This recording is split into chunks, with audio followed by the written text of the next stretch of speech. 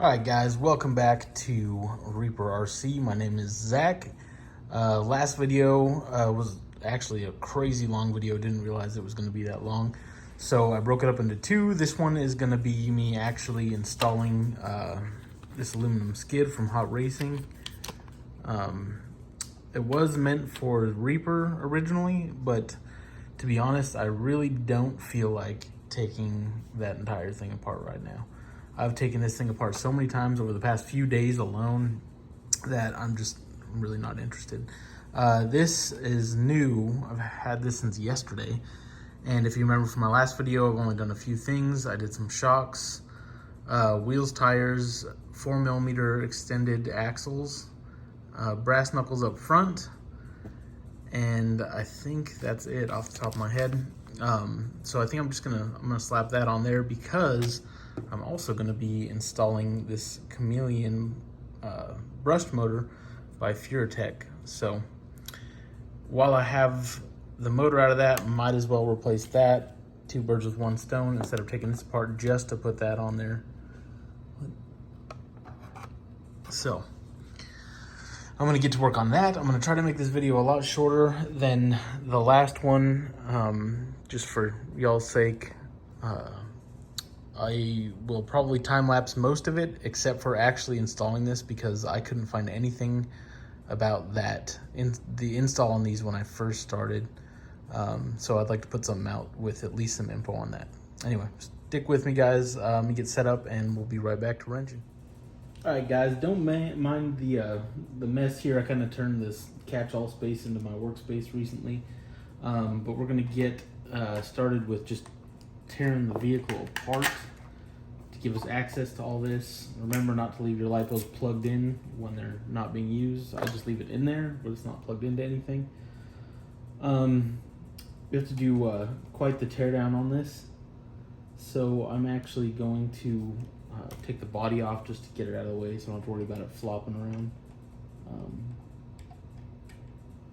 It shouldn't take too long. Let's get it there to where you can see it. Just these two screws on the rear. Pretty sure this is the same for all SCX24s. Little magnet thing there so I don't lose my stuff.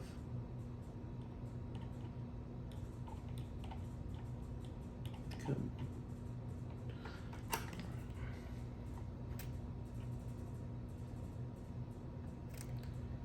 And once you get these two screws out, it's just two like set pins that are fall into the rail, the frame rails there, and it just pops out. So pretty simple little deal. It's just screw there, and then the two pins. If you already know this, I'm sorry that you have to watch me explain that. Now I just need to pull this whole motor assembly out, which includes these two screws right there and one screw right there. It might be easier to point with this. One screw right down there. And the drive shaft will just come apart. The whole thing should just come out. We'll have to unplug the motor from the receiver and take out these two links with these four screws. One there, one there, one there, and one there. And we'll go from there. Might actually, yeah. So actually on top of those four, it's gonna be these four also, which are holding that plate there. But you should see it here. I'll try to move quick so that this doesn't turn into another 30-minute video. So I'm actually gonna time lapse this. It's gonna be these four screws, these two, these two, these two, and the same on the outside, these four, and then the one up here. So I'm gonna do that real quick and I'll be right back with you guys.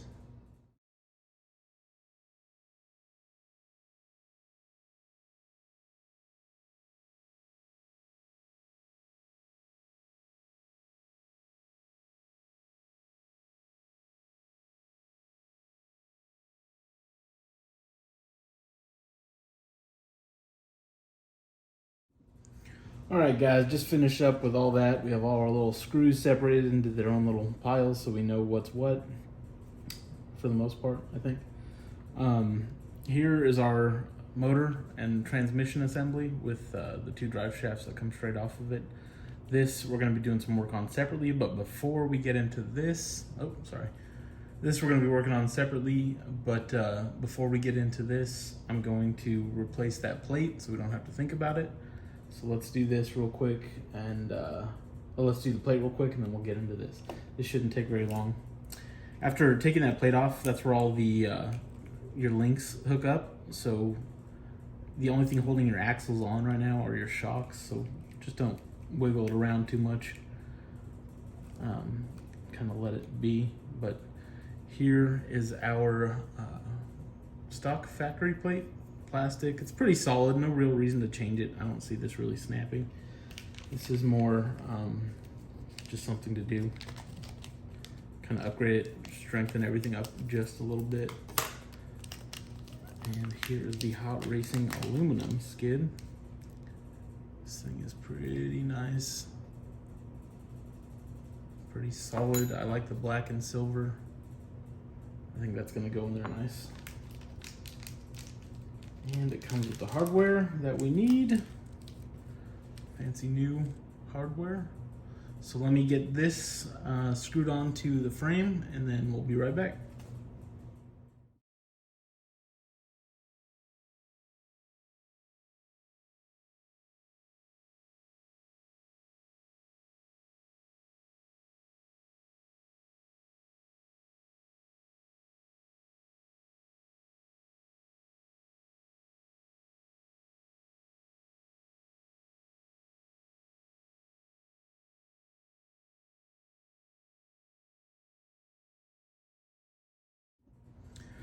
All right, we got that bolted up.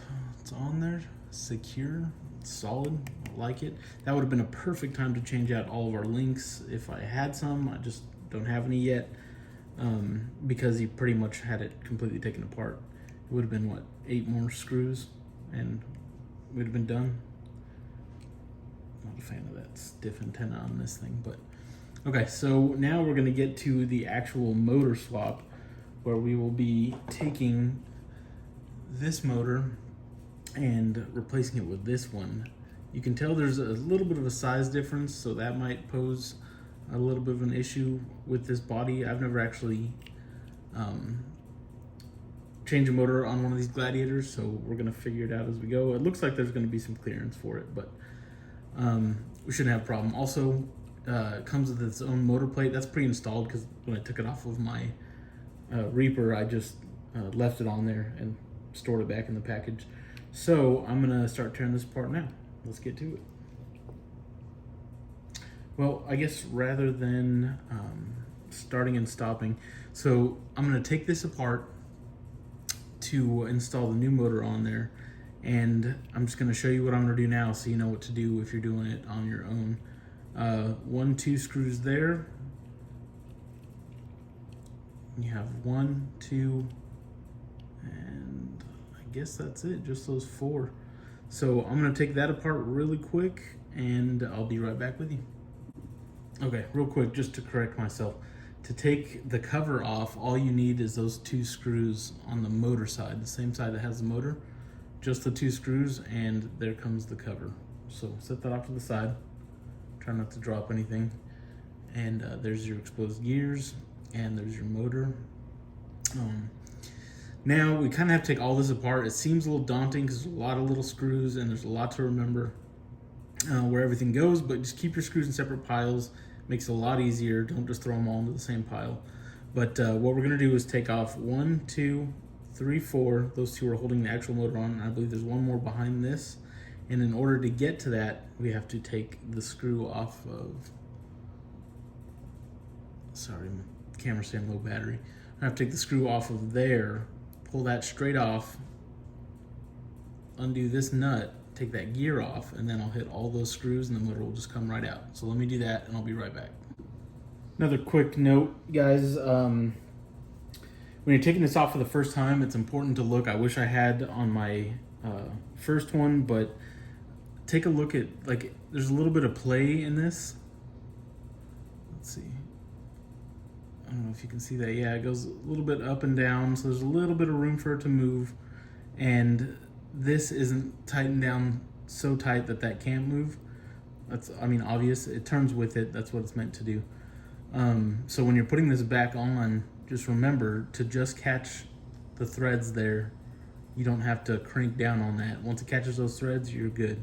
That's a huge thing to remember, because I didn't when I first took it apart, and I was paranoid putting it back together. Okay, now that we have the gear taken off and this part of the drive shaft, our plan is to just swap these motors, right? But we need this plate because it generates more heat, this motor does, so they give you a carbon fiber plate apparently to help with the cooling. So you can't just take these two screws out and put the motor in and the orientation is off. Obviously you can tell they're different, they're opposite. So you have to take all of these screws out, completely take the transmission off, and bolt all of this onto this new plate. So this is basically set up, and my cat wants to join us here. This is basically set up and ready for us to transfer everything over. So I'm just gonna get to transferring basically exactly how you see it, put it on the other side. All right, got everything transferred over. I just put this back on. If you can see, there's still a little bit of play in that. I want to make sure that was nice and correct in there. Spin your drive shafts, making good contact with the teeth, solid contact there. And everything's bolted on. So literally I just swapped everything that was on this onto this. Just take your time. Don't let this intimidate you, trust me. It can seem overwhelming, especially if you're new to this whole thing. Tiny little parts and you don't want to screw it up and ruin it. Trust me, just take your time, set everything aside into their own little piles, and you'll be just fine. Just take your time with it and you'll be just fine. So all we have left to do here is we're gonna get this fitted back over the top with those first two screws just up there, and then we can put it back in the truck. Let me get those two screws in and we'll be right back. All right, time to put it back in. We got the cover back on. Pretty simple. You just line it back up. The hardest part, honestly, is lining these back up with the drive shafts. Well, you know what I'm saying. But you finagle it in there however you can. Careful with your wires there, your contacts. Looks like we may have some clearance issues with the battery tray. If so, not too big of a deal. We can just relocate it back a little bit. Let me play with it a little bit and I'll let you know what I find. All right, so it was the battery tray slightly interfering. I had to trim it down. I used like a little mini Dremel that we have here in the house. Actually, my wife uses it for her nails. It's pretty handy for this because it's small and it's easy to plug in. It's not loud. Anyway, so I just trimmed that down a little bit, and now we have perfect tolerance to fit that motor in. Let me see if I can show you. Get the back drive shaft, the front, and I'm basically lining up that hole right there with the silver hole you see beneath it. And there it is. So now the wire just clears it right there. It's not really making contact. If anything, I can trim that down a little bit more just in case so it doesn't rub. But this will be plugged in, so don't think we have to worry about it. And we're good to go.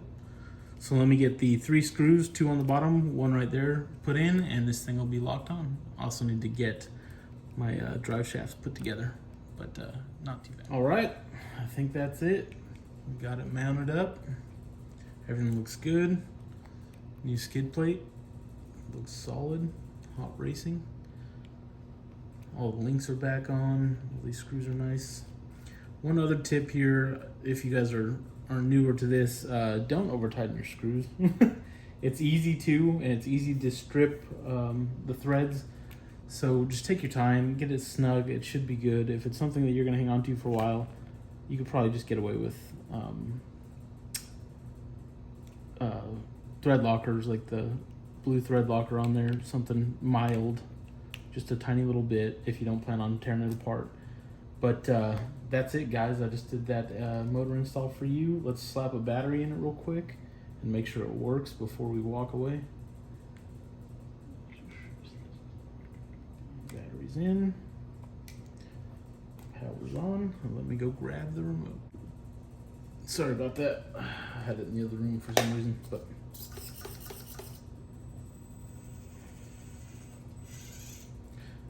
right, she works. All right, so here's the difference with the slow crawl. You saw a little bit on the course in the last video, and if you really want to see one of these move, look up SCX24 Gladiator, and most of them will have a stock motor, but they cannot do this. No, I'm not saying sit there. That. You can't crawl at that really low speed.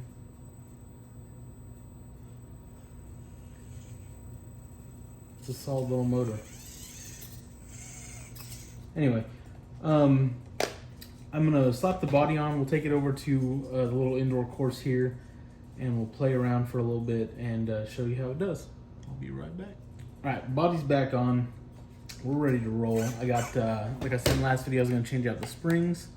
I did that to the silver springs, a little bit stiffer, which helps it not sag so much. I left the black in the front. Got that servo eco power. Let's go play.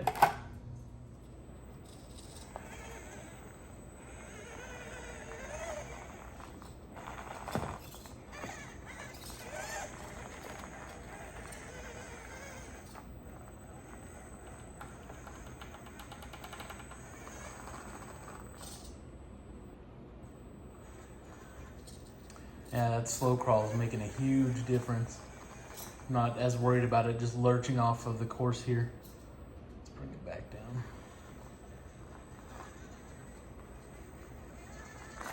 And remember, this is just a brushed motor. It's just Furitek's upgrade.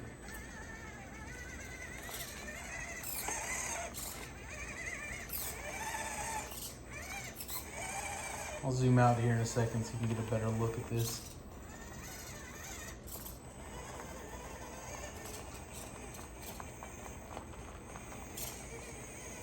Oh yeah, much improved. Let me change up the angle for you here. All right, so this hill right here, I've only gotten all the way up at one time with the Reaper.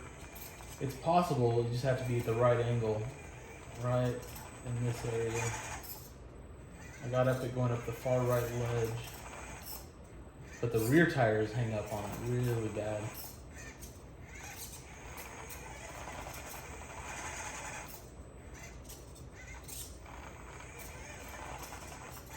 Try to take advantage of that texture that's just to the right.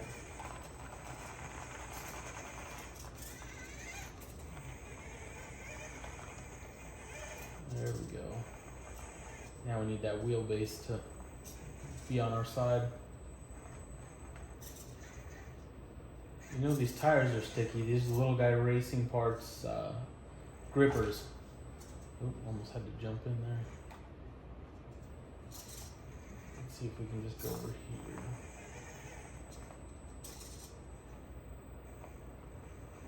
Yeah, little guy racing parts, grippers. I have them on Trio bead locks, so they're a little bit heavy.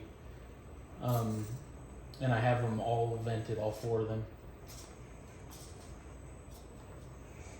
Hey, it's side hilling better than it has. I spoke a little too soon. But we made it out.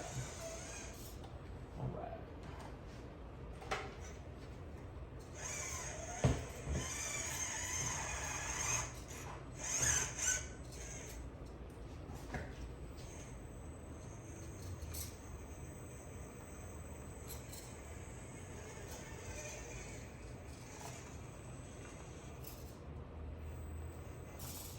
Watch that rear tire.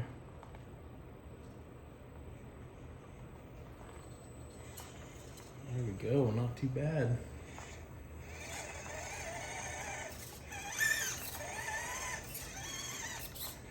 Honestly, this part, if you can't tell, is probably one of my favorite parts of this whole course. I love this little climb right here. I love doing it from the other angle. I need to just set it up over there. Honestly, the light won't reach around in the phone mount. So I need to find a way to get it over there so you guys can see that side. There's a lot more technical crawling over there. This thing is night and day with these shocks and this motor compared to that last video. If you haven't seen it, go back and check it out. This thing is an infant, barely able to hang on.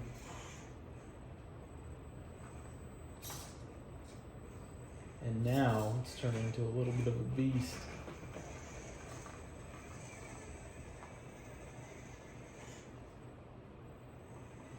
Off it goes into the sunset. All right, I'm gonna change the angle. I'll be right back. All right, back to this spot. If you remember, it's like a little valley type thing, and we could not get up it at all with that old motor. I don't really blame the motor. A lot of it was me driving with one hand and really there being no weight on this thing, because if you see it just wants to roll, it's being held up by the wall. Let's see if I can get you a better angle here in a second. But I really want to do this with two hands, and that's about as far as I can get the light and everything to reach.